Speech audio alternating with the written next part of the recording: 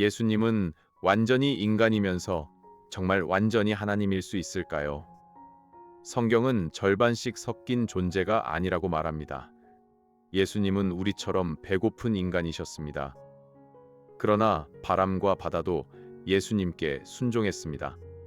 예수님은 피곤해 주무셨습니다. 그러나 죽은 사람을 살리셨습니다. 이건 말장난이 아닙니다. 복음의 심장을 다루는 질문입니다. 성경은 먼저 예수님의 신성을 말합니다. 신성은 참된 하나님의 본성을 뜻합니다. 요한복음 1장 1절은 이렇게 시작합니다. 태초에 말씀이 계시니라. 이 말씀이 하나님과 함께 계셨으니 이 말씀은 곧 하나님이시니라.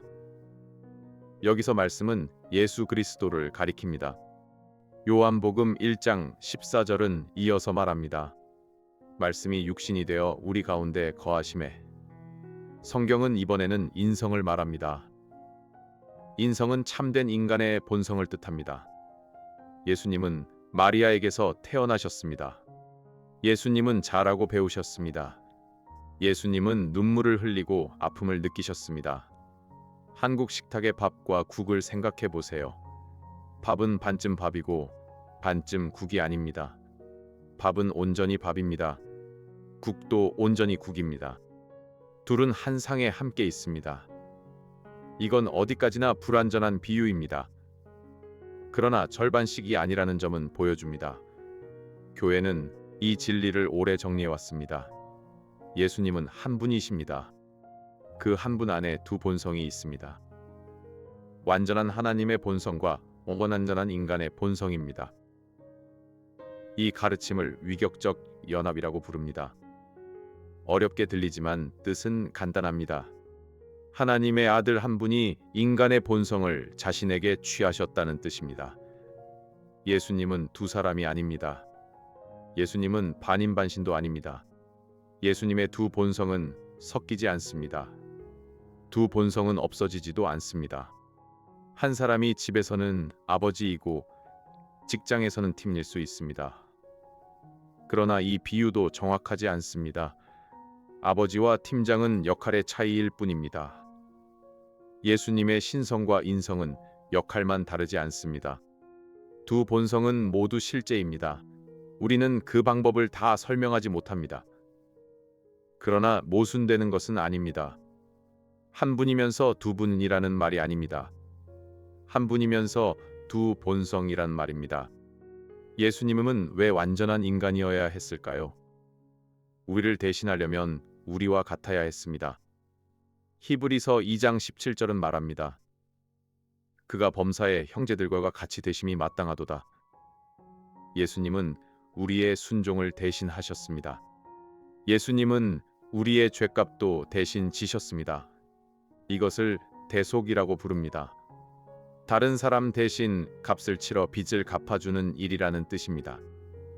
동네 친구가 내 벌금을 내준다고 해보세요. 돈만 낸다고 모든 일이 끝나지는 않습니다. 누가 책임질 자격이 있는지도 중요합니다.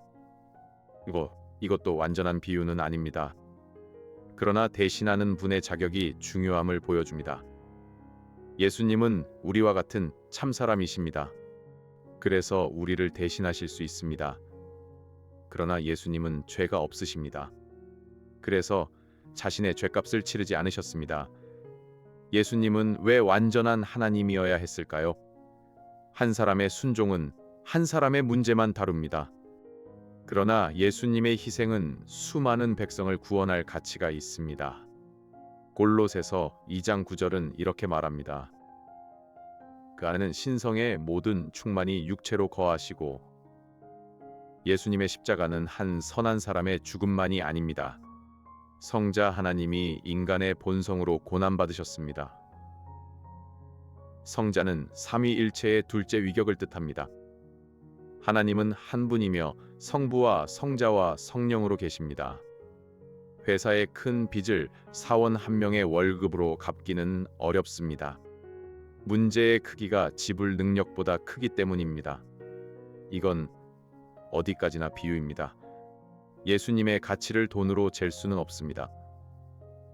우리가 갚을 수 없는 빚을 예수님만 갚으실 수 있다는 뜻은 분명합니다. 참 사람이어야 우리를 대신할 수 있습니다. 참 하나님이어야 우리를 완전히 구원할 수 있습니다. 여기서 반론이 나옵니다. 예수님이 님이라면 십자가의 고통은 연기였던 것 아닌가? 그렇지 않습니다. 예수님의 인간 본성은 진짜였습니다. 못이 살을 뚫었고 피가 흘렀습니다. 예수님은 버림받는 슬픔도 겪으셨습니다. 히브리서 4장 15절은 말합니다. 모든 일에 우리와 똑같이 시험을 받으신 이로되 죄는 없으시니라. 독감에 걸린 가족 옆에 앉아 본 적이 있을 겁니다. 직접 아픈 사람은 통증을 진짜로 압니다. 예수님은 우리의 아픔을 멀리서 보지 않으셨습니다. 예수님은 직접 우리의 자리에 서셨습니다. 이 비유도 고난을 다 담지는 못합니다. 또 다른 반론은 이렇습니다. 이해할 수 없으니 믿을 수도 없다. 그러나 다 알지 못한다고 모순은 아닙니다. 비밀과 모순은 다릅니다. 비밀은 다 풀지 못한 진리입니다. 모순은 서로 맞을 수 없는 말입니다. 예수님을 한 분이며 두 분이라고 하면 모순입니다. 하지만 한 분이며 두 본성이라고 말하는 것은 서로 다른 대상을 세는 말입니다. 신비롭지만 앞뒤가 틀린 말은 아닙니다. 빌립보서 2장 6절과 7절은 말합니다. 그는 근본 하나님의 본체시나 오히려 자기를 비워 종의 형체를 가지사 사람들과 같이 되셨고, 자기를 비웠다는 말은 신성을 버렸다는 뜻이 아닙니다. 예수님은 하나님의 영광을 내려놓고 종의 낮은 자리를 택하셨습니다. 신성을 뺀 것이 아니라 인성을 더하셨습니다. 겨울에 두꺼운 외투를 입는다고 내가 다른 사람이 되지는 않습니다. 하지만 예수님의 성육신은 옷을 갈아입는 것보다 훨씬 깊은 일입니다. 이건 어디까지나 불완전한 비유입니다. 하나님의 아들은 인간의 몸과 영혼을 실제로 자신의 것으로 취하셨습니다. 예수님은 사람이 된 뒤에도 하나님이십니다. 예수님은 부활한 뒤에도 사람이십니다. 그래서 지금도 우리를 대표하십니다.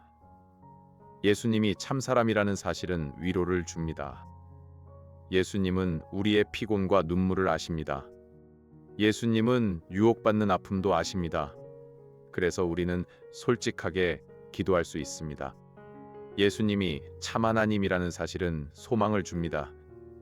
예수님은 돕고 싶어도 못 돕는 분이 아닙니다. 예수님은 죄와 죽음을 이기신 주님이십니다.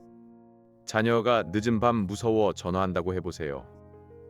부모는 내 마음 알아라고만 하지 않습니다. 부모는 자녀를 데리러 갈 힘도 씁니다. 이것도 어디까지나 비유입니다. 예수님은 우리를 이해하시고 우리를 구하실 힘도 있으십니다. 예수님의 인성을 줄이면 우리를 대표할 분이 사라집니다. 예수님의 신성을 줄이면 우리의 구원이 흔들립니다. 그래서 교회는 두 진리를 함께 고백합니다. 오늘 이 질문을 품어보세요. 나는 예수님을 멀리 계신 분으로만 봅니까? 아니면 좋은 사람으로만 줄이고 있습니까? 예수님은 우리와 같은 참 사람이십니다.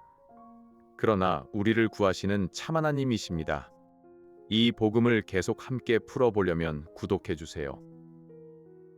이 영상은 보수적 개혁주의 신학의 입장에서 제작된 변증학적 콘텐츠이며 모든 신학적 견해를 대변하지 않습니다. 본인의 신앙 공동체 및 목회자와 함께 묵상하시기를